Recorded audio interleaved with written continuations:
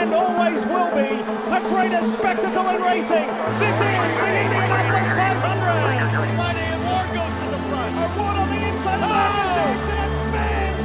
But Newgarden with a monster run off turn 2. Josef Newgarden has never won the Indianapolis 500, and he's ahead on this last lap. Team Penske at the Indianapolis Motor Speedway, and Josef Newgarden finally wins the Indianapolis 500. And there you have it, Josef Newgarden, the winner of the 107th running of the Indianapolis 500. What a race, yet again, IndyCar doesn't disappoint. We've got the whole crew back together. I'm joined by Archie, Ellie and Zaki, all back together to review the greatest spectacle in racing, and it certainly lived up to its title. What a race, what a finish, what a winner.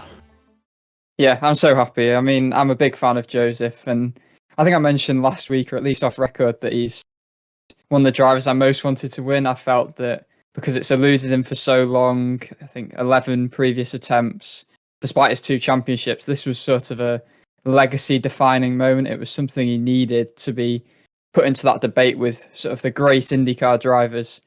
So it felt a big day. It felt like a pretty historical moment for Newgarden personally in terms of his career. Yeah, in that regard, I don't feel like anyone really deserves it more. I mean, you could see how much it meant to him as he jumped into the crowd and celebrated with the crowd, which is something he said he'd planned to do. You know, he'd scouted out areas where he could get through, and he's a man of the people. I think that's a good thing about him. He's kind of someone who has recently shown to be a good personality, and it was also telling of the person that he is. I think at the end of his press conference, he signed off by thanking all the journalists for their coverage of the event, and he's just I think he's a great winner. Funny you should say that, because this time last week on the podcast, I said it's about time Josef Newgarden wins an Indy 500. He cannot be considered a great driver until he wins one. And what does he do? He goes and wins one the week after. And yet again, I criticise an IndyCar driver. I say they're not going to do it. And what do they go and do? They do exactly what I said they won't do. So probably about the 3rd episode in a row that I've cursed a driver. So whoever I curse for Detroit this week is likely to win the race. So there we are. But all seriousness, huge congratulations to Newgarden. I think a very well-deserved victory. He kept his head really cool, and I think we'll probably touch on this later, but what we noticed throughout the entire race is he was just progressively getting closer. The Penske just looked so good in traffic, and something we noticed all month, how good the Penske was behind other cars, and he just did the job of the race. He kept it calm, and he took advantage of others' misfortune, which I'm sure we'll touch on a bit later, but just a very composed victory. Yeah, I mean, he navigated through the field so well because he started 17th, and it's not improbable to win from there, but I think there were other drivers people said before Newgarden, but he quite seamlessly managed to get through the field. He navigated a number of restarts very well, and ultimately he said that he was either going to put it in the wall or win. That was his mentality, and it kind of shows how desperate these drivers are to win this race and how much it means to them.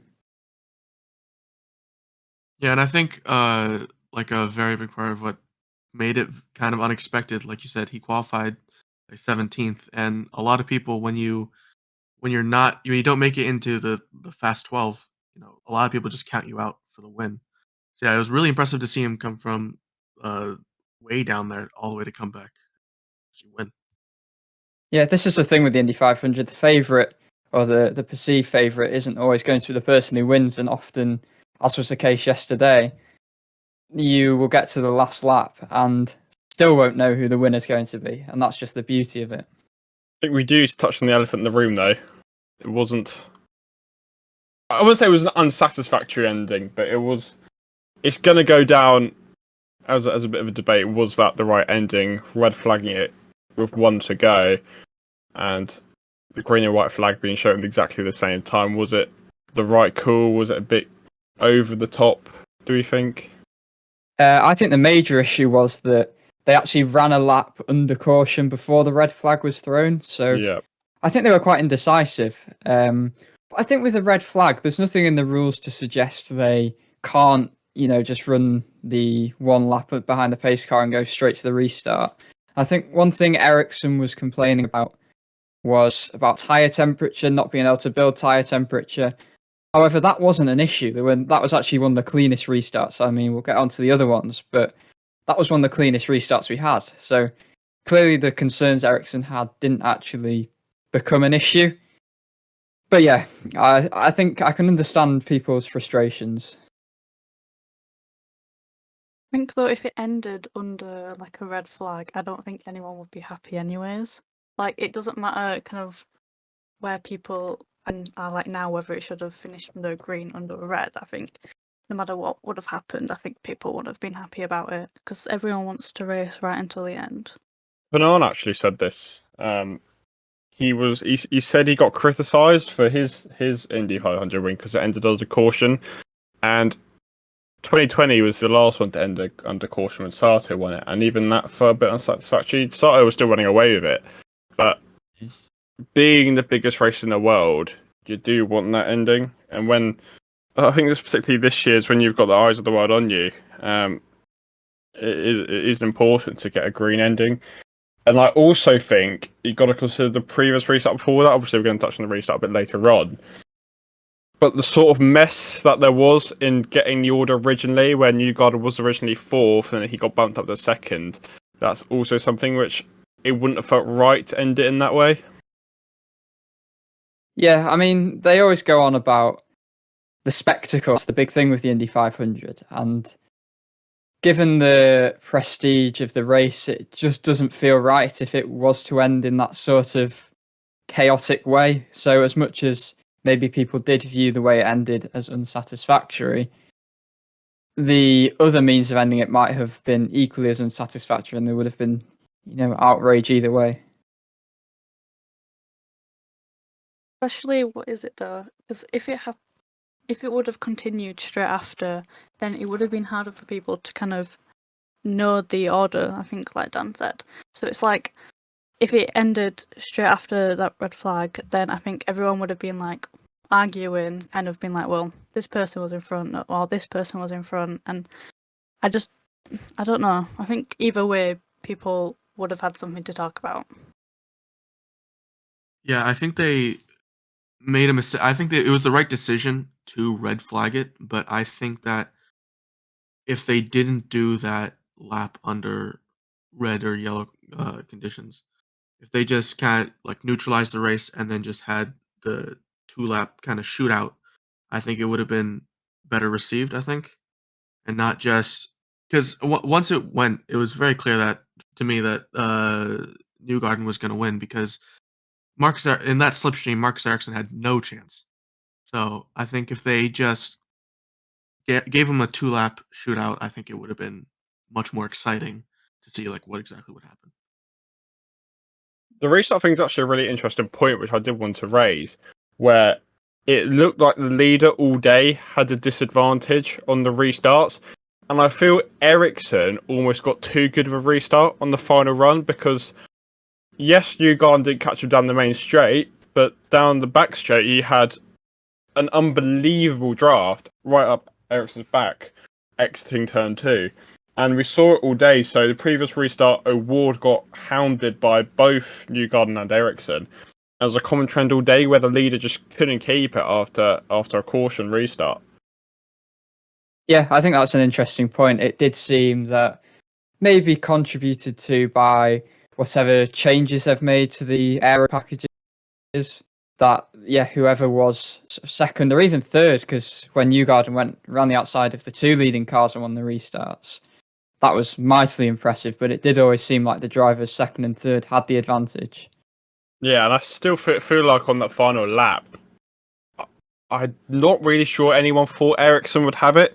I think because of the trend we had seen from the restarts, it was gonna be Newgarden. Fair play to Ericsson, he got an unbelievable restart. He had pulled 4 or 5 car lengths easily to Newgarden, but when during that draft on the final lap, he was defenseless. What I didn't like, I've got to say, is the over-excessive weaving, and it's something Ericsson tends to do quite a lot, actually, where he just weaves side to side unnecessarily. And I think there was a point when Newgarden was following him, and they just gave up because Ericsson was just going all over the place. And not sure I like it because there's going to be a time where someone crashes into the pit attenuator or someone sideswipes someone. It was a bit too over the top, I think, and it's something that Ericsson tends to do. Yeah, I mean, Newgarden did it as well at the very end, but Yep. he justified in the press conference that they had been told that they weren't going to enforce any rules to prevent that happening. So, you know, if there were rules, he wouldn't do it. But because that is the best way to sort of break the draft and break the toe, he did it because, you know, that gave him the best chances of winning, and it worked in the end. But I do agree that some stuff probably has to be enforced because it is not particularly safe. Yeah, because there's one point where he was basically a couple hundred meters like right in front of the pit entry wall, and like that was incredibly dangerous.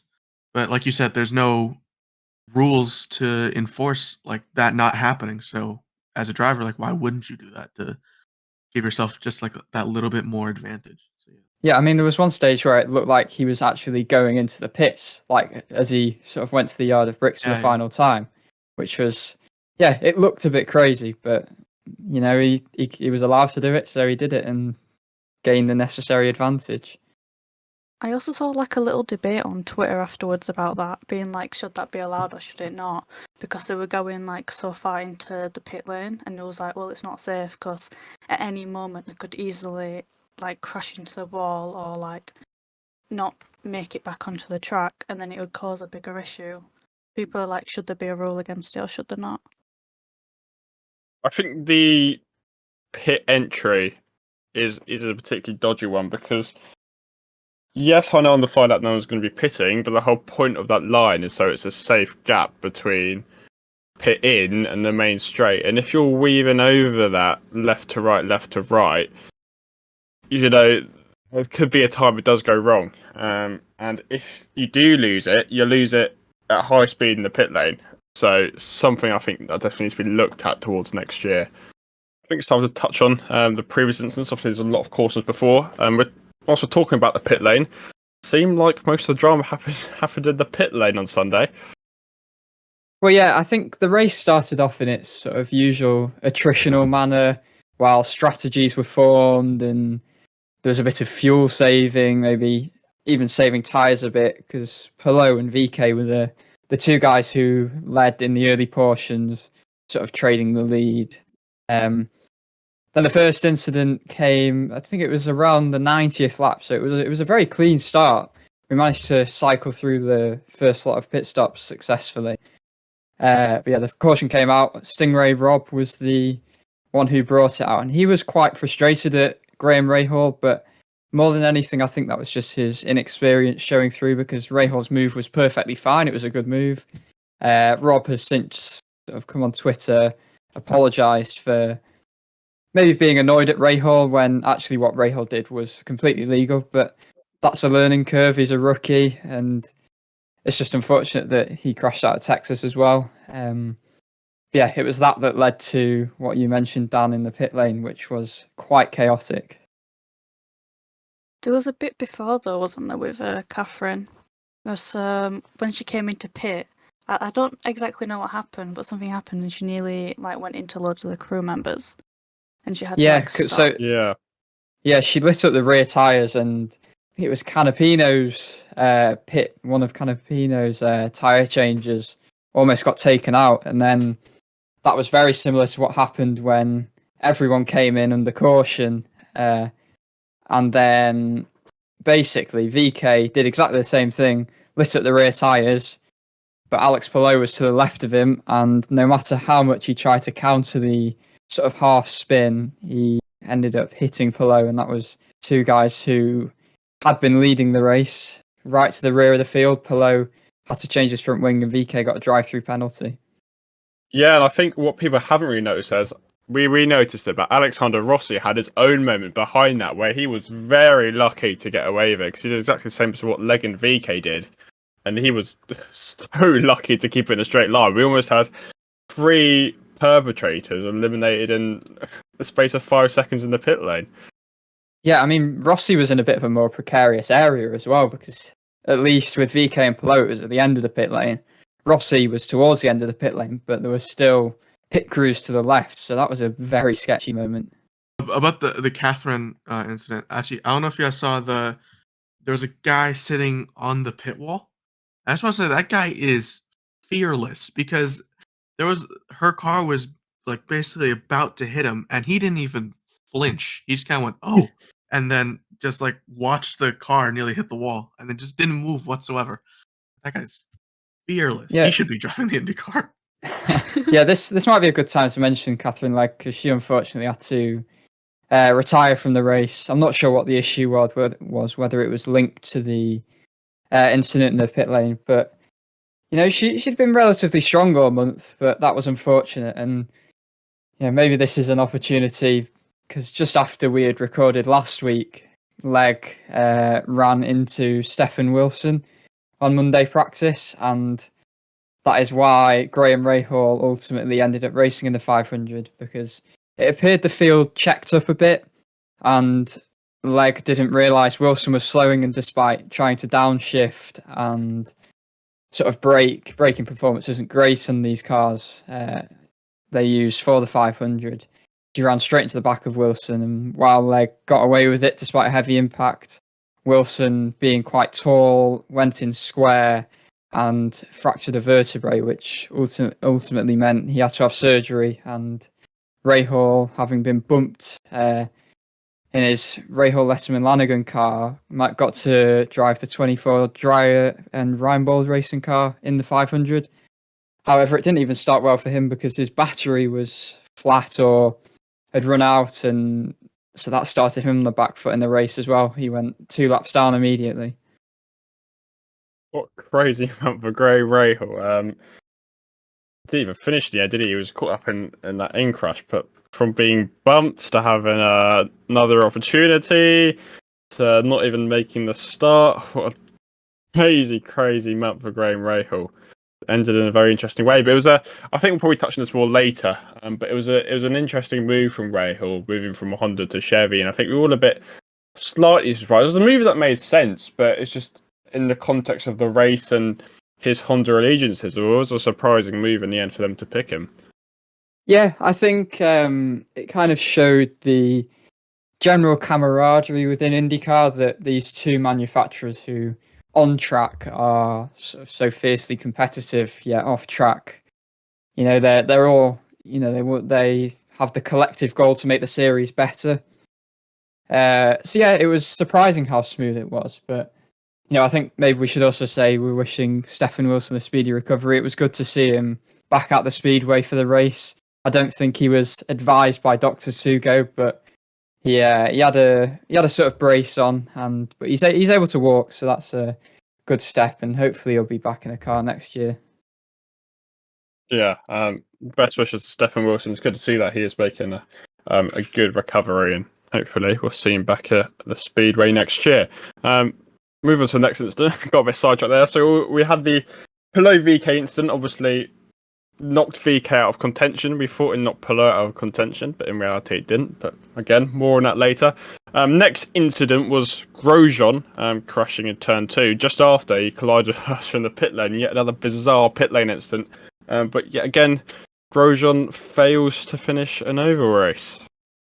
And it's always turn 2 seems to be his nemesis. That was where he crashed out at the 500 last year. Crashed out at turn 2 at Texas as well. Yeah, I think it's more of a month to forget for Grosjean, really. Even looking back at the Indy GP, it wasn't, his finest weekend, and not finishing the 500 again. It's a blow for him, and sort of the bigger picture of his championship hopes as well. Yeah, championship hopes rapidly fading away. I think we touched on this last week. Might be wrong, but there is no double points this year, which might be Grosjean's saving grace, as well as a certain Pato O'Ward, who we'll probably touch on later. Big change, but I did like it. I think people did go slightly more aggressive this year, which is good to see, because it's what you want from the Indy 500. You don't want people to be thinking about the championship. You want them to be focusing on the Indy 500. And we did see a bit more risk taking this year, I do think. Yeah, and of course, before Grosjean actually crashed out, there was an incident in the pit lane between him and teammate Colton Herta, when Herta, who had managed to recover quite well, he was running up towards the top 10. He started in the 20s somewhere, but he was released, even though I think one of his tyre changes was telling him to hold, but he released right into the path of Grosjean, and that sent him right to the back of the lead lap. So there was another crash for Roman Grosjean then. That's the classic Tom Gamewell says in the UK. Cautions breed cautions, with the next accident being Felix Rosenqvist, who was running really, really well all day. Was Rosenqvist led a majority of the race. He got overtaken by I can't remember who it was now. Newgarden. Hit the wall on the exit of one, and then basically lost all control. And he hit, as his car was rebounding, hit the poor Carl Kirkwood. It was actually a really minimal contact, but with big impacts. With Kirkwood being flown into the barrier sideways and his left rear wheel being thrown into the grandstand. Thankfully, it avoided everyone and landed in the car park next to it, but we were particularly worried for a couple of moments about the safety of the spectators. Thankfully, everyone was all okay, including Carl Kirkwood. But again, monstrous crash at Indy. It's really disappointing, actually, because there were two drivers who had really, really good days up to that point. Yeah, Rosenqvist has had a good month, but when he qualifies towards the front, he sometimes does end up having these sort of incidents. Do I remember rightly that he crashed out at Texas as well? Yep.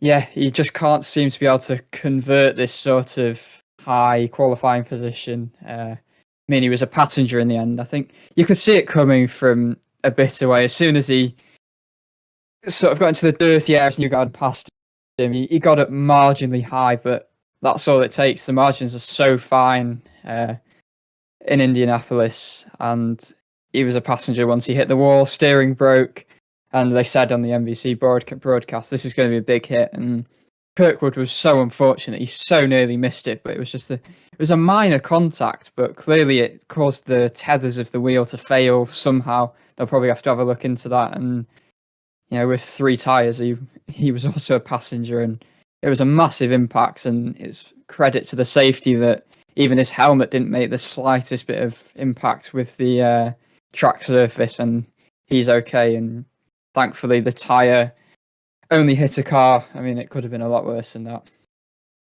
The onboard, anyways, was like, it was terrifying to watch because I already saw it happen, but then the onboard, honestly, I don't have like any words to really describe it. I had to stand still. I wasn't even stood. I was sat down. I was literally, I don't even know. I was just shocked. It was awful to see. Yeah, that onboard was unbelievable. Like, that's a bit of sports video that that would be looked back on for a while. Just the sparks flying. The fact that Kirkwood's visor open, you could see his eyes. I mean, you can't even fathom what a terrifying experience it must be. Especially at that speed, that's probably Kirkwood going at what, 200 plus miles an hour, 210 miles an hour, something like that. Yeah.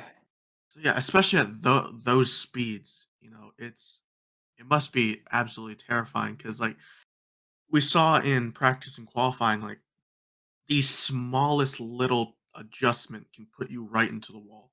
And then to have that little bit of contact that sheared off the tire completely.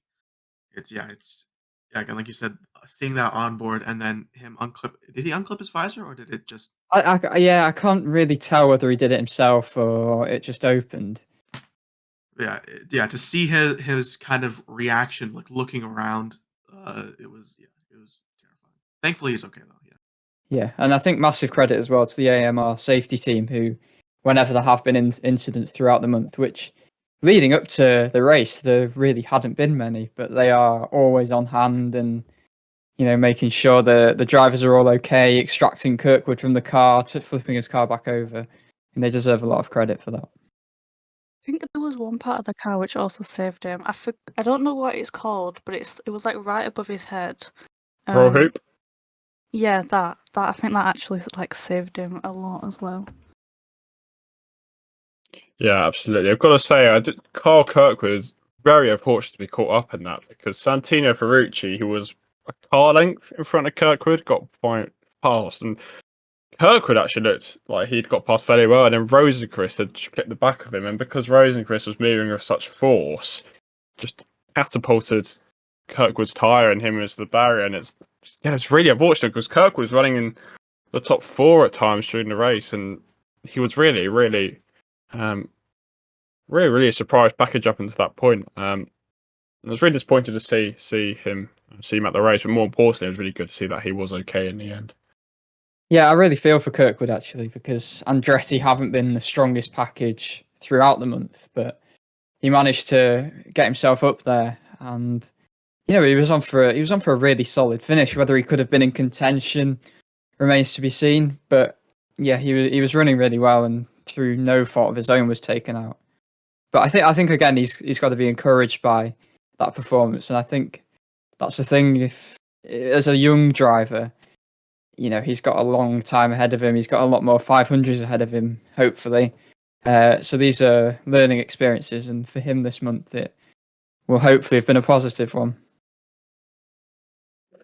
For sure, and then that got our first red flag of the day.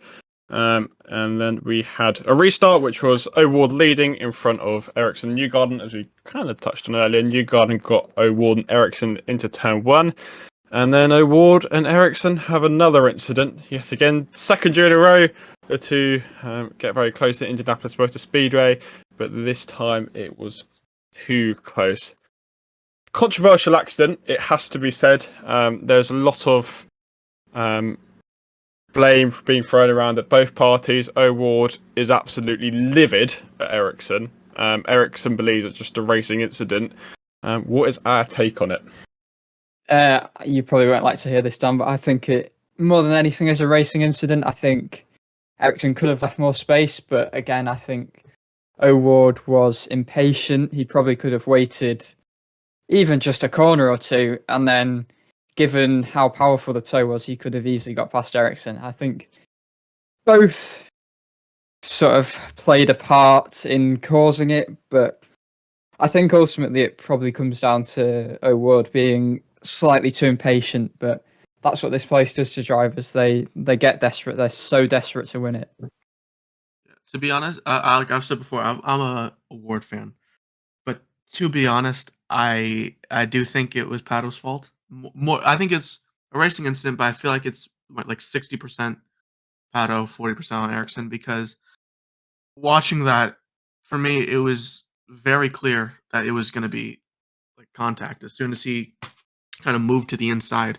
It was clear that Marcus wasn't going to really leave that much room, so it was very clearly going to be contact. I agree with you that I think he could have just hung back a little bit. If he had that toe, he would have just zoomed past Ericsson, I think. So, yeah, I think he was just too impatient, and yeah, ended up him being in the wall. Yeah, it was quite a scary impact in the end as well, because he sort of climbed the safer barrier somewhat, which is something we've seen a bit of. Obviously, the Monday practice crash where Catherine Legg kind of similarly climbed the safer barrier a little bit. So I don't know whether that's something they might need to have a bit of a look at, because O'Ward was actually quite close to getting into the catch fence in the end. I think I need to give my opinion as a diehard O'Ward fan. It's an interesting one because I do think he was impatient. I think he should have waited. He did say he didn't want Newgarden to run away with it, but because O'Ward was off strategy, he had the tyre advantage. And I think, yeah, Newgarden's going to be to run away with it, but he had time. He had 8 laps. I do think he was impatient. I do think the move was optimistic, but I do think he absolutely had a right to go for it.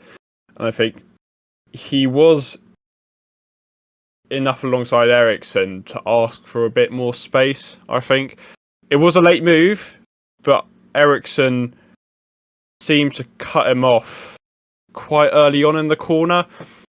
I think Ericsson should have been partially expecting it from the run O'Ward got, but I do think there's a lot of, particularly in that incident, I think there's a lot of thinking about last year, particularly in O'Ward's mind, and I think Had that been someone else, I'm not sure that accident happens. I don't know about now, but I know like after he got interviewed, Pato kept on saying that he was being too nice about it and he feels like he was being squeezed and he was like, I won't forget this. So I know that Pato definitely doesn't think it's his fault straight afterwards. I mean, it's an interesting one. It is very divided. There's a lot of people who think O'Ward was losing it anyway and it was over optimistic. And there's a lot of people saying, what was he supposed to do? Ericsson completely cut him off. And it is a really, really interesting one. And it's very, very 50-50 on whose fault it was. And I can see why O'Ward is annoyed. And I think partially it is because it's Ericsson again. It's a tough one to say. I think O'Ward will be, well, I'm going to say he's be disappointed, but his Instagram post suggests otherwise. It's a tough one. It's going to be interesting to see how these two develop, because O'Ward literally said, next time we come together, I'm crashing him out, is what he said. And we're building up a bit of a rivalry here, I think, between these two. Yeah, this does feel like a rivalry, and it seems like Pato's going to be taking on the entire Chip Ganassi team soon enough, because obviously the Dixon incident at Long Beach, and he doesn't seem to have made many friends there either. No, not at all. Very, very controversial incident. It's going to be talked about for a while. As we said, O'Ward is absolutely livid. Ericsson feels it's a racing incident. What I do think we do touch on is O'Ward, and it actually breaks me to say this, but he should have won a 500 by now. He's had 3 years where he's been right at the front. 21, okay, maybe Cash and Evans and Palou were faster in the day. Last year, again, I don't think second was a reasonable result. But this year, I think it's just the patience that lacked him, and I think it's something he needs to work on maybe a bit as a driver. He was just too impatient. And you feel if he had waited a lap to get Ericsson more comfortably, I don't see how he doesn't win the race. Yeah, I mean, this is the thing with this race, that there's a lot of people who come away from it and do feel they should have won it or won more, like Scott Dixon, for instance, who has come close many times and not managed to get his second. I think Palou by now, especially considering the VK incident, he will feel that he should have got another. I mean, he did a sterling effort to get back up to fourth from pretty much the rear of the field. I think maybe we'll touch a bit more on it, but it was a day where quite a few drivers managed to recover from, bad positions. And Palou to finish fourth was a great drive, and I think in the bigger picture of his championship, that was a great effort. But yeah, I think O'Ward, as you say, he will feel he maybe should have won a 500 by now, but he has age on his side. You look at Newgarden, a driver as good as him, and it's his 12th attempt that he's won it. It's not an easy race to win. I think Newgarden said it's possibly the hardest race in his eyes in the world to win. And O'Ward will only grow from it. I think you mentioned the impatience. He hopefully will take that into account and think maybe next time he just needs to bide his time, because there were still a fair few laps left when that incident happened. Yeah, and Pato O'Ward's time will come. He's still only 24 years of age, and to already be close to winning 3 500s by the age of 24 kind of sums up what a driver he is, and he's going to be a force to come with IndyCar. And I think, although right now he won't see this as a learning experience, I think down the line that's definitely something he's gonna bear in mind. I do think now he's had 2 races this year where he's kind of blown it away from a good chance, and I think when you look at the championship picture, when you're looking at Palou's consistency this year, it could easily come back to bite him. I think it also shows the desperation to win the Indy 500 and how much everyone really wants it. So I feel like if it was another race, I don't think he would have been as impatient, and I don't think if it wasn't Ericsson, I think it would have happened as well. Yeah, I think it's because IndyCar did a video where they asked the drivers, like, what would you rather win, the championship or the Indy 500? and I think everyone but like one driver said the 500. So yeah, it means like a lot to these guys, and the desperation to win it is it's going to be very big.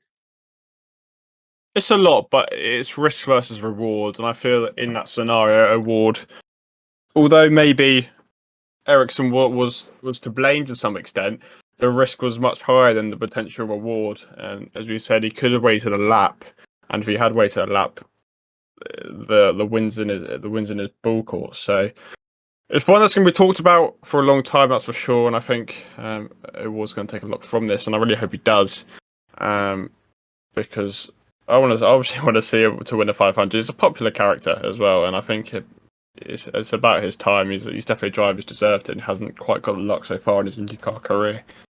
And things will only get worse for me when we had a bizarre Canapino crash and a Simon Pagenaud crash as well. I think Canapino's was the slowest but most dramatic crash I think I've ever seen. Yeah, it was bizarre. I mean, I don't know if anyone else can remember it, but I think they did show a replay, but I can't remember what happened. I think his right rear might have been sort of out of place, broken suspension, so I assume he hit the wall, but he clearly had either no brakes or something, because he wasn't slowing down. He clearly didn't have any steering either, because he couldn't really get away from the fact he was going right towards Pato, admittedly at an incredibly slow speed, but he ended up going over the rear left tyre of O'Ward, and the car kind of flung up in the air and back down again.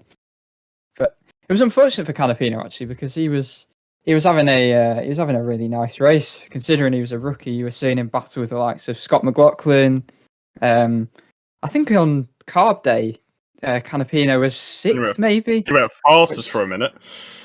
Yeah, so it was unfortunate. It was an unfortunate end to his first 500, but I think, again, like many drivers, you can take a lot from the month. But yeah, it was certainly a weird crash. Yeah, I think Canapino watches is alive again. I think he was running 13th at the time of his accident, and it's a lot to take from that. We said he's so good at keeping his nose clean.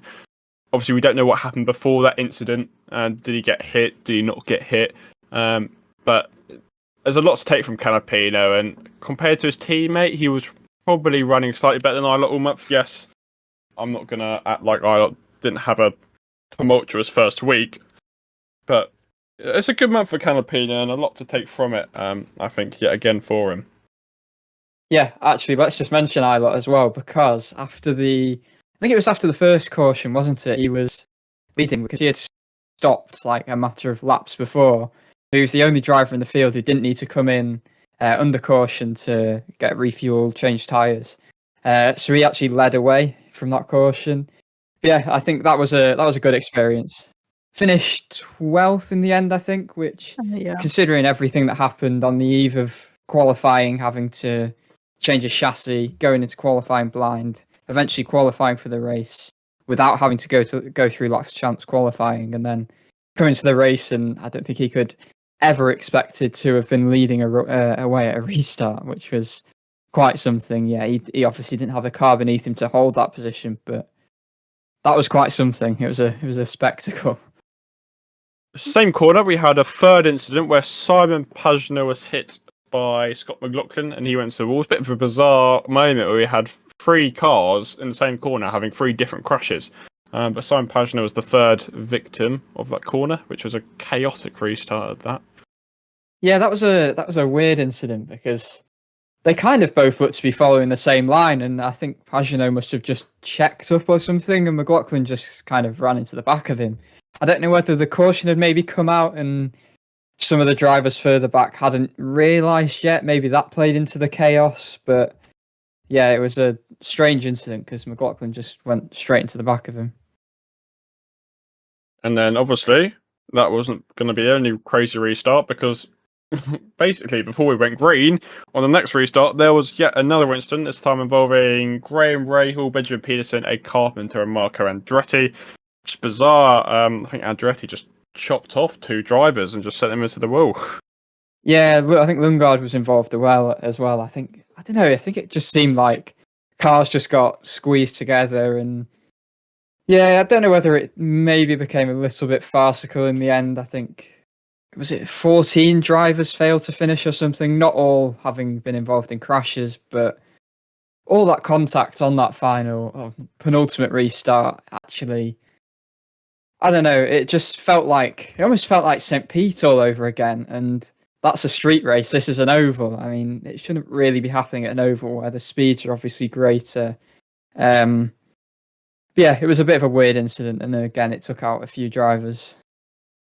And then proceeded to cause a mess when the caution came out of deciding who was where, because Newgarden was fourth originally, and he got bumped up to second in front of, I believe it was Ferrucci and Rossi. So, yeah, what a mess that restart was. And I think it almost took away from it. I would have much rather seen those final 5 laps than just a singular final lap. Yeah, I agree. As much as it was, completely a dramatic last lap shootout for the biggest race in the world. I mean, that's quite something. But I do agree. I think it was dramatic enough anyway, and it would have felt like there was maybe a bit more integrity. Not that Newgarden's win is at all invalid. I think it's completely valid and deserved. But it would have been nice to see those final 5 laps, 5 more laps of racing action, because it did feel like by the end, with 3 red flags, it became quite broken up. You'd get a lap or so, and then you'd be under red flag again and behind the pace car. And yeah, but Ericsson called the final restart unfair. Is that a term we think we agree with? No, I don't think so. I know we touched on it earlier, but I think his reasons for it being unfair, not giving time to warm tyres, I think you have to consider that everyone's in the same boat. Yeah, everyone is in the same boat there. And as I said earlier, it didn't cause any issues. So I don't know what he's complaining about. I guess his complaints, it could have been an issue, but it wasn't an issue, and no one seemed to really struggle without tyre temperature. So yeah, obviously he's annoyed with the way it ended. And have we seen anything like that before? I think if so, it's not something we've seen at all often, and that's why it's being brought into question. But there was nothing untoward by way of, flouting the rules, for example. Yeah, I think he just, to be honest, kind of got the unlucky position of starting in the lead with 1 lap to go. It's like you said, everyone's kind of in the same boat with tire temperatures and stuff like that. It's not like everything was put against him. Obviously, again, he was unlucky being in the lead, but yeah, I think it wasn't unfair for him. I mean, you win some, you lose some of this race, and yes, Ericsson was leading before the restart last year, but you win these shootouts, you lose these shootouts, and he was very close to losing a shootout last year, and this time he just lost it this year, and things happen, and he's won a 500, and he's going to be remembered for winning a 500, and sometimes you get close, and there's great drivers who come close. I can't imagine the pain J.R. Hildebrand goes through every Indy 500, but stuff happens, and unfortunately for Marcus Ericsson, it just wasn't his day today. He drove superbly all day, but just wasn't his day. Apart from the award incident, must be said. Yeah, I think in the end as well, it was nice to see nothing against Ericsson, but it was nice to see a first-time winner, especially someone who's been racing in the event for so long without winning it. I think just all the emotions were even better, as much as, it would have been incredible. I think Ericsson would have been the first driver to win back-to-back 500 since the early 2000s. But in the end, it was nice to get a first-time winner. Yeah, and I feel, especially for someone like Newgarden, who does deserve it so much, and every driver deserves it, but I think Newgarden deserves to be considered a great driver. And as I said last week, can you be considered a great driver until you win the Indy 500? And I think he's now got that ticked off his to-do list, basically. And I feel it's a satisfactory result. I don't think there's many people complaining with the winner today. No, absolutely not. He's a popular driver. He's obviously driven for a powerhouse team in Penske, but they haven't been all that great in recent years at the 500. But I mean, that was shown during qualifying, actually. But their race car, especially Newgarden's, I think it looked great all month throughout practice. He ultimately said that actually on carb day they decided to change to the car the setup that he'd run in the open test where he topped the standings, and that was fine for him, and he ran that in the race, which is, I suppose, a rare tale of the open test actually meaning something in terms of the results. So final results were very interesting. I think some we kind of unfairly haven't touched on, as much as we haven't said the kindest things to Santino Ferrucci. He drove a really good race, and actually he ended up being quite disappointed that he didn't win it in the end. And for a Foyt team who've struggled so much in recent years, I think it is refreshing to see kind of a backmarker team at the front. And we touched on this last week. Ferrucci has just gone so well here. Every year he's been here, he's absolutely aced it. And this is Foyt's first podium since late 2019. So very relieving result for Foyt and great race for Ferrucci. Yeah, it was a great race from Ferrucci. As we said last week, he had never finished outside the top 10 in the 500, and starting fourth, he had to make up 4 positions. And for a selection of laps, he was leading, and he looked right in contention. Like, he looked the strongest driver at times. So you can understand why finishing third is disappointing, but at the same time, it's a massive achievement. And it would have been nice for AJ himself to have won the race. He's not been through the smoothest of times recently, but still, finishing third, that's a really big achievement. I think you've said that to Ferrucci at the start of the month. He would have been delighted. It shows how good of a month they've had that he's got it to come third. 2 recovery drives from 2 Chip Ganassi drivers. We touched on Palou, but Scott Dixon had actually a very underrated day. Obviously, in the first stint, he had that bizarre vibration as front left where he was barely able to go around the circuit. And he actually had quite a very impressive Scott Dixon-esque recovery to 6th in the end. Yeah, it wasn't quite the level of recovery that Palou had, but that was violent. It looked like the onboard was quite terrifying when he had that vibration. You were kind of begging him to come into pit because, it might have just been because the vibration was causing the camera to shake, but it almost looked like the wheel was trying to come off the rim almost. But yeah, he recovered well. It was classic Scott Dixon, really, but unfortunate for him that he wasn't really ever in a position to put right what went wrong last year. I think in one lap he lost like 3 places as well. I don't know if it was more, but Yeah, it was a bizarre couple. He actually received the commentator's curse, actually, because Townend was like, he's driving a really calm Scott Dixon race, and then about lap after that, he just dropped about 12th, which was classic commentator's curse. The reverse to the curse I've got here, so yeah, it was a funny one, but strong recovery from Dixon considering the position he was in at that stage. So my friend was actually at the Indy 500, and he said when like that happened with his Scott Dixon's tire, or yeah, you could kind of like faintly hear like a jittering kind of from his car, and I was like, that must be like horrible inside the car, because if you could hear it in the crowd, it must be horrible inside. I think it's time to touch on another podcast favourite, Connor Daly. Solid effort, didn't lead a lap, bit unfortunate, but pretty good effort from Daly actually. He ended up 8th, and he could have been a bit higher actually, I feel. Yeah, he was always up there. I think in the end, given VK's incident in the pit lane with Palou, Daly actually ended up being the strongest ECR car, and his finishing position showed that. At least he was the one that was running up front, further up front when it mattered. But it was another really strong performance because during qualifying he didn't necessarily look like he had the pace of his teammates, but his race car, I think it was another on carb day that thought, we've got a good package here, and he managed to make up some good ground from his starting position, and it was a strong kind of daily performance at the Speedway, and hopefully it kind of can translate for teams like Ed Carpenter Racing, AJ Foyt Racing for the rest of the season. But the 500 is a whole different animal, really. I think he was actually one of the ones, and I wanted to touch on this. Alexander Rossi made, in his post-race interview, a bit of a criticism at drivers sort of jumping the restarts. I think Colin Daly was quite disadvantaged by this at the end. So I think Rossi said Palou and Ericsson were the main 2 who were just going too early in restarts, and he wanted it investigated. And it was actually a bit of a trend where drivers would just jump out of line to take advantage of that. They were overtaking pretty much before the final corner in some cases.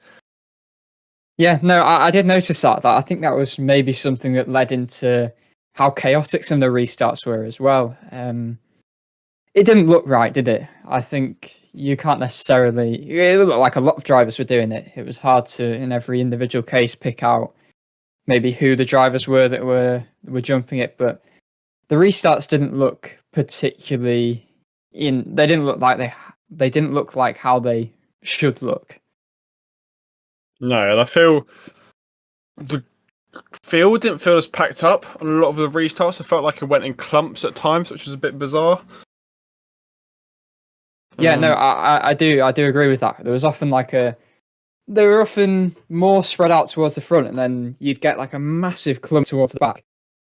That was where we had Tony Kanan's overtake on Scott McLaughlin. I don't know if that was a restart.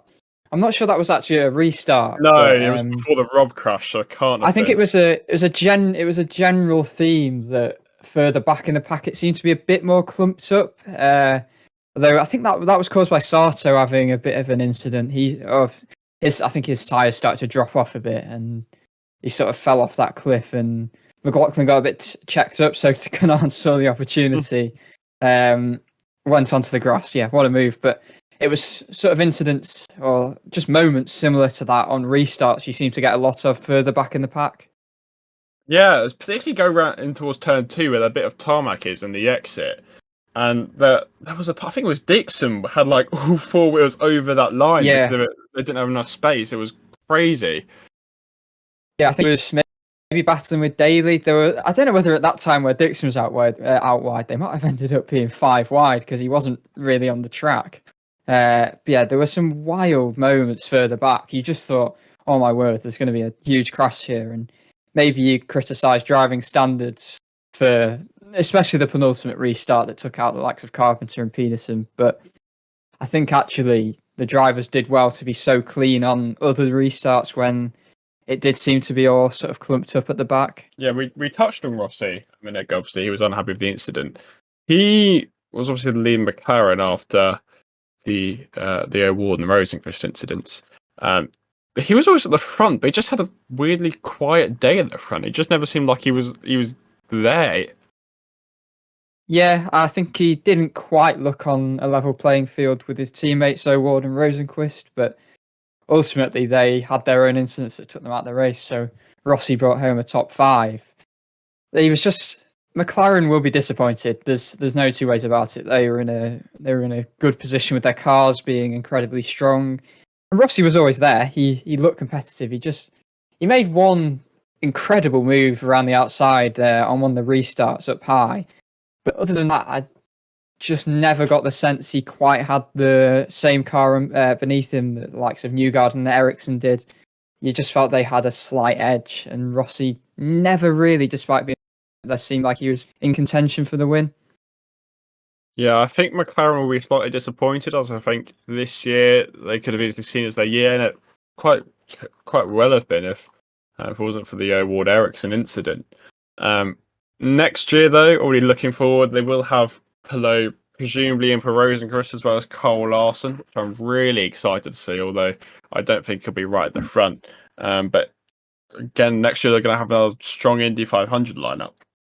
Well, this is something interesting as well. What happens if they decide to run 4 cars full time? Do they end up running 5 cars at the 500? Well, Larson's got to run somewhere, so that must be the case then. Yeah, that would be something to get over, because Rosenqvist, although he crashed out, I don't feel like he did himself any harm in terms of his bid to maybe make Zach Brown run a 4th car. He's having a better season, it's Rosenqvist. It must be said. His results don't show for it, but he's having a better season. Yeah, no, certainly. And the only threat is, I think there's been some stuff coming out about Marcus Ericsson, whether he'll end up staying at Chip Ganassi if they're offering him enough of a sort of, is it a salary increase? Is that the stumbling block? Yeah, I think it's to do with sponsorship, because Ericsson provides sponsorship, but he doesn't want to be considered a pay driver as such. Right, yeah. So he's one that McLaren are reported to be keeping an eye on. I think Zach Brown gave some interesting quotes over the last few days about it, and Yeah, that'd be an interesting one to watch out for, especially if Rosenqvist maybe doesn't, set the world alight for the rest of the season. So we'll go through running order. Go for any more talking points. Newgarden, Ericsson, we've talked about them enough today. Santino, Ferrucci, we've talked about. But there's one more incident with Ferrucci, which was yet another pit lane incident where kind of had that stray wheel go into the fast lane, which was interesting. Yeah, there was a bit of argument on the broadcast about that.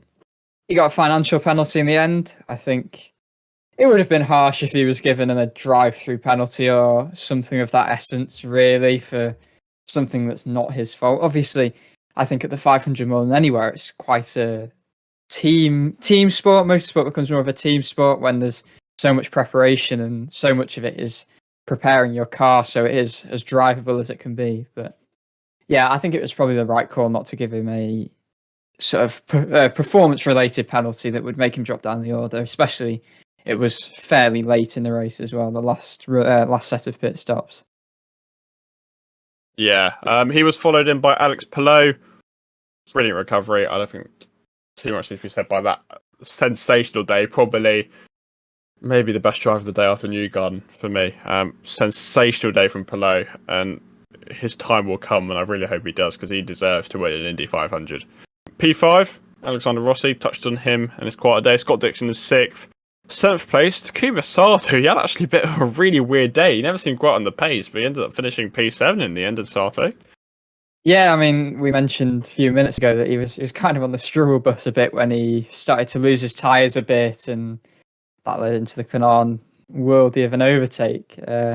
7th, it's reliable. We don't know what's going to happen to Sato now. He's technically out of contract at Ganassi, and he's not guaranteed to run the ovals. The 3 races remaining, the 2 at Iowa and then Gateway, of course. Depends on Marcus Armstrong if he decides to run it. I think he has a desire to run the 500 next year. He's not said, outright that he is going to, but it's clear he's implied that he wants to. Sato's kind of left without anywhere to go now, unless Ganassi can end up offering him a contract for the rest of the season for the ovals. But did he do enough to prove that? I think he crashed at Texas. Yeah, early on as well. He didn't set the world alight this weekend. He's reliable. Brought back some good points. Well, good points. Not that it really matters for himself, but unsure really. Yeah, I think maybe that will be the last we see of Sato until next Indy, and I think maybe next 3-4 years we'll probably see him as an Indy-only entry. He is 46, he's not exactly in his youth. Probably will see him as a couple more Indy-only entries, I reckon, but a bit of a bizarre day, but he ended up getting quite a decent result in the end to him. Coming off the side, Conor Daly we touched on. Colton Herta, actually a pretty underrated day from Herta, especially when you consider the fact that he did have that incident with Grosjean in the pits. Yeah, he was another that recovered, because there were quite a few drivers through the field, obviously Palou, that actually their races were defined by recovering quite well, and as much as they don't have the result they want by winning the race, it's maybe will be a memorable race for them, because Herta was running right in front of the leaders after that incident, right at the rear of the lead lap, so obviously cautions help these drivers to get back into contention somewhat, but yeah, it was a good recovery from him, and then one place further back, VK as well in 10th, a similar story.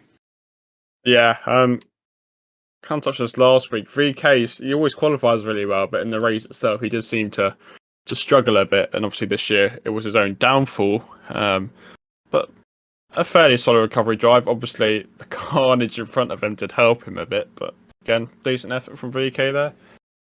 Yeah, I think he was quite measured to start with. His approach seemed good. He was trading the lead with Palou in those early stages, and it was his own mistake that made it come undone. It was an unfortunate incident. He obviously wasn't intentional by any means, but he got that penalty, and that undid it for him this year. Yeah, if we look outside of the top 10, Hunter Ray was in 11th, and I don't quite know how he got there because he obviously he didn't lead the final restart, but he pitted before the second to last red flag to top up on fuel. And he ended up 11th quite weirdly. So he must have taken advantage of all the chaos in there. Yeah, outside the leading pack, it seems there's a lot of that drivers have kind of just ended up, there without much clear reason for it. I think a lot of it will be maybe, obviously, when Ilott led his restart, that was because he'd pitted a few laps before. It might be strategy induced, they pitted at a certain time that's benefited them. But yeah, I think it's similar with Ilott, one place back in the end in 12th. But Hunter Ray, back on him, he actually seemed quite disappointed after the race, which, finishing 11th, it says a lot about the potential that his car had. But yeah, it's a weird one. He kind of just appeared up there without really seeing much of him at all in the race. Yeah, he was followed in by Ilott, as we mentioned. Devlin DiFrancesco, you know what? They just randomly ended 13th. McLaughlin, bit of a disappointing day for him. I think hitting Pagenaud was kind of nailing the coffin. He ended up 14th. Yeah, I mean, it's actually worth looking. 14th, 15th, 16th. McLaughlin, Castro Neves, Canaan. They're three very strong drivers that you'd maybe expect to be a bit further forward, but yeah, McLaughlin, I think the Pagenaud incident didn't help, and this is third Indy 500, so still early days. He's learning, and then Castro Neves and Canaan. It's another weird one. They must have lost out with the cautions and the red flags because I don't know, to finish 15th, 16th. Yeah, Canaan seemed he was at the front or nearer the front all day, and he ended up almost last on the lead lap. Yeah, I don't really understand how that happened. I mean, it just shows the amount of complexities to this race that there's so much to keep up with. But it was quite fitting that Canaan and Castro Neves were battling off that last lap restart for Canaan's supposed final Indy 500. It was two guys who've grown up racing together. That was quite nice. I think it was, if Canaan wasn't going to get a strong finish, that was quite a memorable way for him to bow out. Yeah, definitely. I think he's going to be remembered for that sensational move from McLaughlin. I still can't get it out of my head. What a move that was. Yeah, I mean, that's probably move of the race, I think. No question about it. Bit of a shame he was so far down, but definitely a memorable way to send him off, for sure. Looking down the field, Marco Andretti was the last car in the lead lap. He led in Jack Harvey and Christian Lundgaard, who are lap down. RLL's day, again, wasn't great, but at least they did still the headlines for all the bad reasons today. Then if we look at non-finishers, we had Carpenter, Peterson, Rahal, who all involved that incident. Power, who quietly had his own incident, if I remember correctly. Yeah, it looked like his steering was a bit bent. It looked like I think he had slight contact with the wall. I seem to remember a replay. It's so hard among the delirium of the whole thing to remember every little detail. But I think he had a bit of contact with the wall, and that broke his steering, broke his suspension, and that was his day done with 5 laps to go. Yeah, I kind of can't remember him. I remember him having some sort of issue with his steering, but I can't remember him being out at all. And that was another thing with Power, was earlier in the race he was actually running quite strongly, but his weight jacker failed at some point in the early stages. I'm not sure they know exactly when, but in a 500-mile race, that's a very important tool that is, he wasn't able to use. So that was clearly hindering him in the first place, and that could have led to the crash ultimately in the latter stages if he's not able to adjust the balance how he wants to. It's a tough day for Power, and not all through his own fault. Yes. Looking back, Pato O'Ward, Agustin Canapino, and Simon Pagenaud were involved in that incident, as well as looking back from that race, Chris Kirkwood, and then we have David Malukas. David Malukas. What happened to Malukas? He had some incident. Yeah, there was something happened. He had contact with someone. I seem to remember his car going slightly airborne, and then he went into the pits and never reappeared. I think he must have broken something. I can't remember who it was with, precisely what happened, but I don't know whether it was maybe after one of the restarts. It could have been in the laps after one of the restarts. It was contact with Oh no, someone that sent his car into the It air. can't have been because you were tied before Rosenqvist. Was it after the Grosjean one? Maybe. Maybe in the laps after that. He ran 160 laps. The caution for Grosjean came out on the 150th, so it could have been around there. But yeah, it was some sort of contact. Maybe something to do with Lundgaard, because didn't he? I feel Lundgaard was he was the name I had in my head as well. Lundgaard went around for a while with his broken front wing, didn't he? And he didn't realise. It could have been that. It could have been possibly that. But disappointed for Malukas, and I think really disappointed for Coyne. Canapino apparently. Canapino, right? Okay.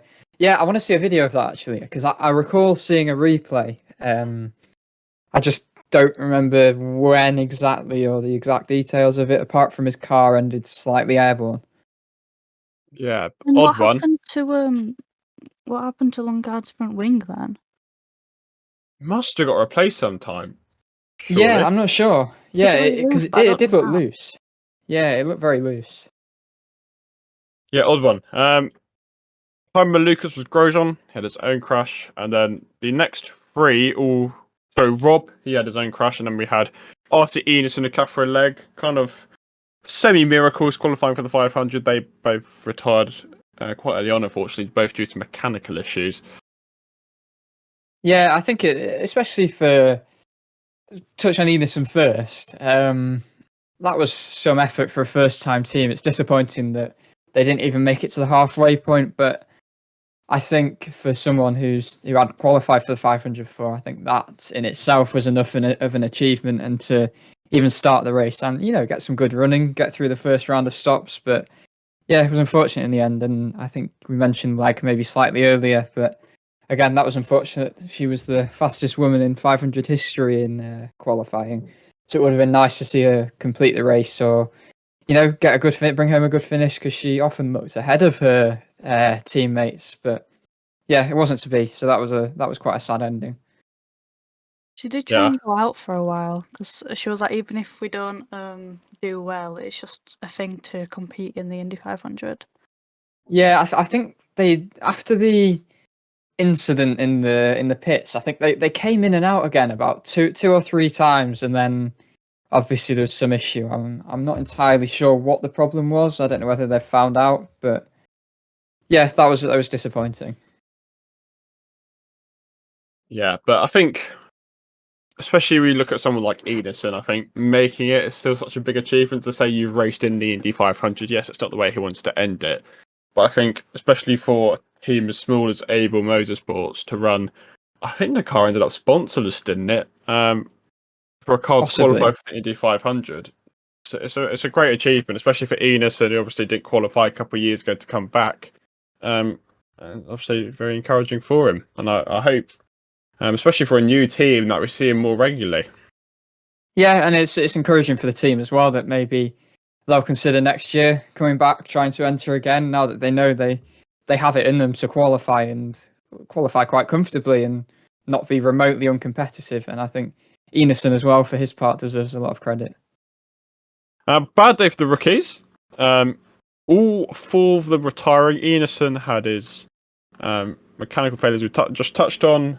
We had then next was Rob, who had his accident. Canapino had his bizarre crash, and then looked like Peterson had Rookie of the Year secured, and then he was involved that start line best. A bit of a shame for the rookies, especially I think Peterson, who had such a great month up to that point. But yeah, a bit of a shame we didn't really see any rookies cross the line in the end. Yeah, it was a bit of a baptism of fire for them, really. I think obviously it's incredibly difficult for a rookie to come around this place for the first time. It's an incredibly big challenge, especially it must be so mentally draining and tiring, the whole experience, because there's a lot of stuff around it that they wouldn't have experienced before, like media commitments, for example, and doing that over a whole 2-week period, being at the track for 2 weeks, obviously because of the GP, more than 2 weeks, in fact. Yeah, it's taxing for them. But I think Peterson, especially despite his crash, I think his qualifying performance will maybe have put his name more in people's minds now. I think before coming to the 500, the likes of him, Rob, were slightly anonymous. And even with Rob, his story of, competing last chance qualifying, having to do that to avoid the bump. I think Peterson especially, he proved a point this month. Even Canapino, I've got to say, the support for Canapino this month has been wild. Yeah, I mean, I think it was the drivers' parade around Indianapolis. He had fans. It was basically like a group of football fans chanting pretty much, and that for an IndyCar driver, it was quite something to see. I think Canapino, I think Peterson, just because he hadn't really done anything to impress people before the 500, might be the one that's considered the most impressive rookie. But I think Canapino, this is like just wildly different to anything he's ever done before, coming from that touring cars background. Yeah, he's just taken to it just so well. Even through the early practice sessions, he was right on the pace immediately, and I think it's becoming more and more clear that he is an absolutely massively talented driver. Yeah, definitely someone I think is justifying that he should get at least a couple of years in IndyCar, and obviously with the Argentinian links to Ricardo Hincos. I hope that stays that way, and he's ahead of Passion owner standings, for example. A very impressive feat, must be said. And although the results didn't show for it, it was an impressive performance, and you never know. He had he not been involved in that, he could have ended up with a top 10 with the carnage that was the last couple of laps. So, again, solid effort from Agustin Canapino. Yeah, it was having like a quiet race, but it was still a good one until. Yeah, absolutely. Until he supposedly collided with Malukas, which none of us can remember, and then got in a bit of a crazy incident. So, as much as I hate to say it, that is the month of May done. That is the Indianapolis 500 done. Who was driver of the day? I think for me, just because of it's hard. It's between Newgarden and Palou. I think my case for Newgarden would be just the fact he looked so assured coming through the field, and just so assured on every restart, and he just never looked like making a mistake. It was quite a bulletproof performance. But then Alex Palou was right up there before the incident with VK, which was by no means remotely his fault, and coming from the back of the pack, or near enough the back of the pack, to finish fourth, I think he probably has to be driver of the day, but definitely between those two. Yeah, I've got to say Alex Palou, he did so well as well, to say that he went from like 28th to 4th, I think it was. So he did really well to kind of make his way through the pack, and also we've got to say Newgarden, first time win, and you can tell how much it meant to him as well, and his wife and his kid. It was just something to see. Yeah, I think there's no looking past Palou. There was that stage in the race where O'Ward was kind of backing everyone up, and then Palou was just flying past. Do you think bit of credit to Santino Ferrucci? Maybe not the driver of the race, but I think looking into the month as a whole, maybe the surprise package of May, and he definitely deserves a bit of credit for what he has done. But Palou, I think, what an unbelievable recovery. I mean, from last to fourth in 100 laps is quite something. As we said, month of May done. What are we gonna take away from this brilliant month? I think the main thing to take away in the immediate aftermath of the race is that I wonder whether we'll see a different Josef Newgarden now. Obviously, he's been supremely confident. He's been performing so well just for the last few seasons, but he's got a weight off his shoulder now with the 500 in the bag. He's won that, and that was something that, as much as maybe he won't admit it explicitly, it's something that's been weighing on him. And I think one of my big takeaways now is that is Newgarden's legacy as a great IndyCar driver secured. And that was something that's necessary. He couldn't retire whenever he retires in 10 plus years still, without having won the 500. I think that's just a massive feeling of fulfillment for him. And I think that's probably my big takeaway. This kind of reinforces that, just because of the starting grid, it doesn't mean that that's going to be the finishing. there were so many people who made their way up in the starting grid, and there were so many things that happened mid-race that you would have never thought that people could make the way back, and they did. And I think it was just kind of people's resilience as well to kind of go to the finish and try and get the best results that they can, no matter the circumstances that they're being through. Yeah, it definitely emphasised how competitive IndyCar is, that even until the closing stages, you just don't know what's going to happen, who's going to win. Things, especially at the 500, can just change in an instant. You make a slight misjudgment, you're in the wall, and things can just fall away so quickly. And as you said, I think there's a lot to take from the drivers bouncing back as well. I think that was a big part of the race, actually, given especially Palou as our driver of the day, unanimous decision. Yeah, I think my big takeaway, I'm going to stay close to home for this one, but where does Pato O'Ward go from here? He's still in the championship hunt. I think he's third, is it? Yeah, he's third. He led the most laps at Indy. He had a good race, but where does he go from here? It seems like impatience, maybe a bit of aggression is starting to creep into his game, and he's now becoming a bit of a controversial one on track. And where does he go from here? Is he going to take a step back and say, actually, I made a mistake here. Not necessarily the accident, but I took a risk, which I didn't need to, and it's the second time he's done it this year. And will he carry on? Will he just take that aggressive style, take the risk to get every single possible place? Or will we see kind of that Palou approach from him that actually I'm going to just stay calm and consistent and let things fall into my place? It's going to be a really interesting dynamic to see where he goes from here, because he's more than capable of winning a title. When you look at someone like Alex Palou, who's just been so consistent, what approach does the O'Ward take? And he's starting to make some enemies on track, and I'm looking forward to his next encounter with Ericsson now. But where does he go from here is, I think, my big question. Yeah, no, I fully agree there. I think the opening couple of races of the season we credited his consistency as he came home second, and then Long Beach, there just seems to be a shift. He just all of a sudden, quite randomly really, just seems to become desperate. You can't let that happen. You can't win an IndyCar championship through desperation. You win an IndyCar championship through consistency, and that's what O'Ward.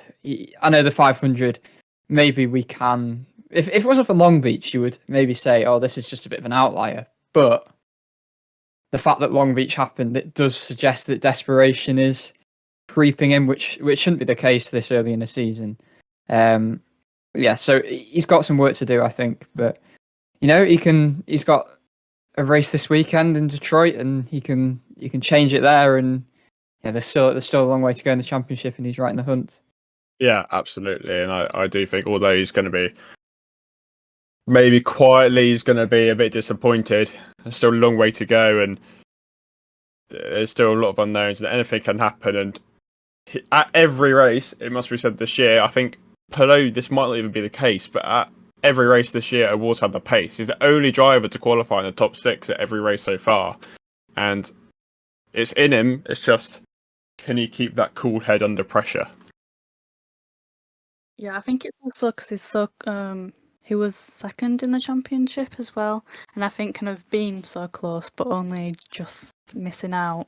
And even though it is the beginning of the season, I think you can see that you can just see that happening. So then it's more of trying and being desperate to try and get ahead of everyone. And it's a really weird one for me though, because it's not the first time he's been the championship hunt. In 21, he was right in the mix until Long Beach, which was the final race, and we didn't see any of that, the sort of desperation then.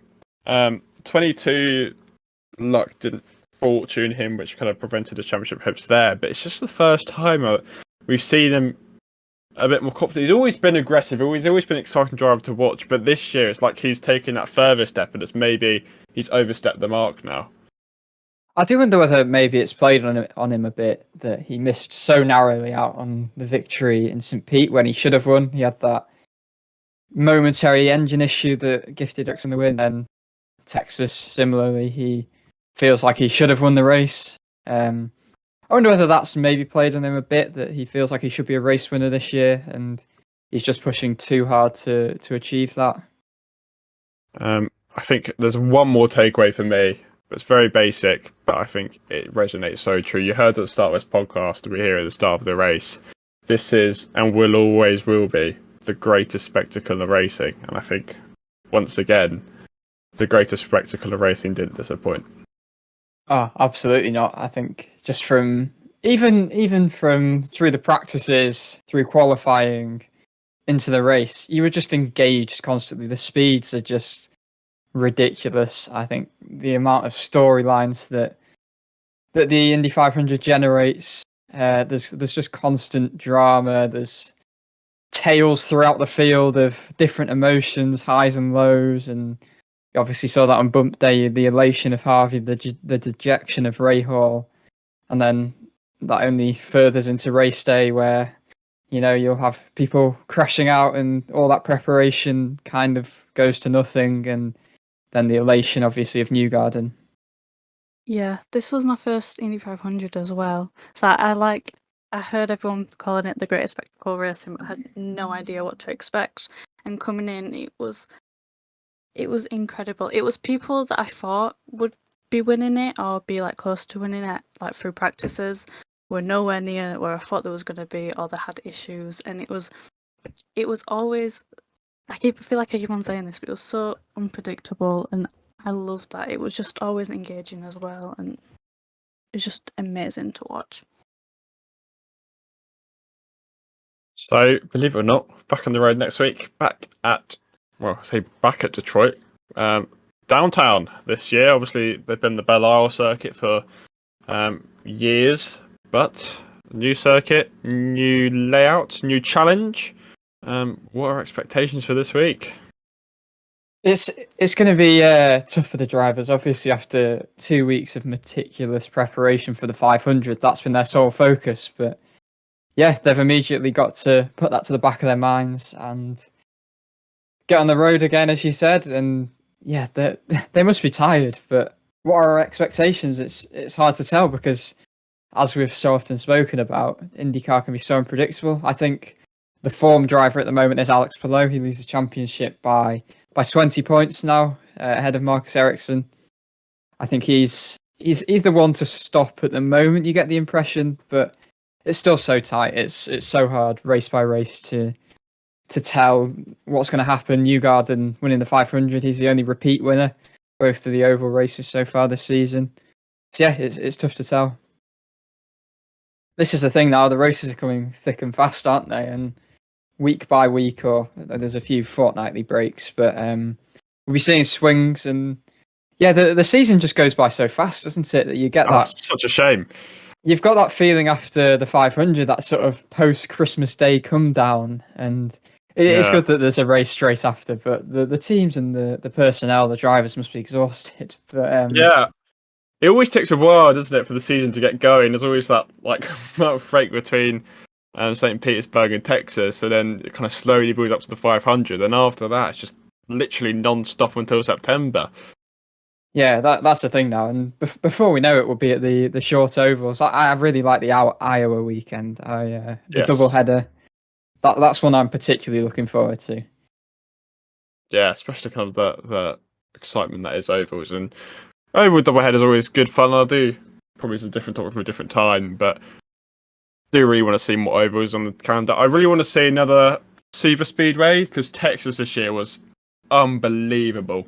And obviously these cars probably aren't as exciting to watch from short ovals as they are super speedways. So I'd love to see another super speedway back with the cars and the aero kit selling this year. Yeah, I agree. And actually, interesting one on Newgarden as a takeaway after his win. It puts him into fourth in the championship. He's 37 points off Palou. And you look, if he can, continually fight towards the top of the field, which he hasn't necessarily done too consistently so far this season. He's had quite a few issues, largely out of his control. But then you get to Iowa, where he is just the master. You can see him taking 2 wins like he should have done last season if it wasn't for his car braking. Yeah, I think Newgarden's definitely in the championship fight. more so than maybe people suggested after the GP and coming into the 500. Yeah, I actually said it's the last podcast, but I think we might see a similar theme to 2021, where it was Pato O'Ward, Newgarden, the kind of runaway three, and Newgarden's so strong at ovals. Like if you look at his results, won Texas this year, should have won both Iowas last year, won Gateway last year, won Texas last year, won Gateway 21, won Iowa and Gateway in 20. I could go on and on. Won 2 over races in 19. His overform's unbelievable. The only person who could probably give a sniff at his over ability is probably Pato O'Ward. Sensational over drivers, but Newgarden does love a short oval, so it's going to be a definitely one to watch out for in the last 3 oval wins we have of the year. Yeah, I think it's really going to hot up, and I think we'll see more of a picture of the championship as well in this sort of flurry of races. Yeah, I think after the Indy 500, you do start to think about the championship picture now, because obviously in the early seasons you get these anomalies of results, and especially previously of Indy where it was double points, but now if that's not the case, you kind of look at the results and we can kind of pick out now who's going to be right at the front. So don't want to name names. So for example, someone like Will Power, champion last year, it's probably already looking like a long shot for him to recover, as an example. Yeah, and you look at Marcus Ericsson's in second. I still don't have a feeling that he's championship pedigree for some reason. No. I feel like he ends up finishing sort of consistently, but maybe not pushing for podiums, sort of lower down in the top 10. You kind of feel Ericsson, he never wins a race. I don't want to say on merit, but he never seems to win a race because he's the quickest, if that makes sense. Yeah, no, I got what you mean there, and he'll have to sort that issue out if he is to, fight. He's only 20 points behind Palou. Yeah, he's one I can possibly see dropping back. I mean, Ericsson's never got an IndyCar pole, so I think kind of says a lot, really. I think about his. We touched on this off podcast. We'll quickly go over it. Detroit's got a unique feature this year where the pit lane is going to be split in 2. So when you come into the pits, half the boxes are going to be on the left, half are going to be on the right, just because of space saving. Overall, it's probably not going to make a huge difference, but it's a bit of a quirk for this circuit. Yeah, I mean, it's an interesting innovation. I'll be interested to see if any of the drivers get confused, or because it's unusual. It's not like something you've ever seen before, and I don't know. Will it be a haven for a few pit lane incidents if they? Yeah, it's hard to tell what's going to come from it, and as you said, it probably won't make a massive impact. But yeah, it's something interesting, isn't it? Yeah, I'm looking forward to it. It'll be quite nice to liven things up again after the sort of the adrenaline in the 500 finishing, and then having no IndyCar for 4 days. What are we going to do? It's like it's been every single day, or well, more or less, or at least stuff going on within IndyCar, even when there were no practice sessions last week, sort of during the middle of the week. But yeah, I'm looking forward to it.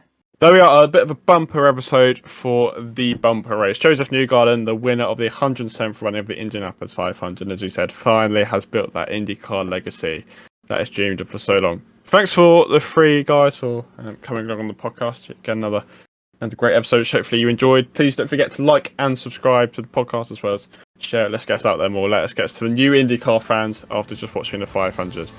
But there we are, an iconic moment to end an iconic race. We've said it before, and we'll say it again. The greatest spectacle of racing, and it's never disappoints.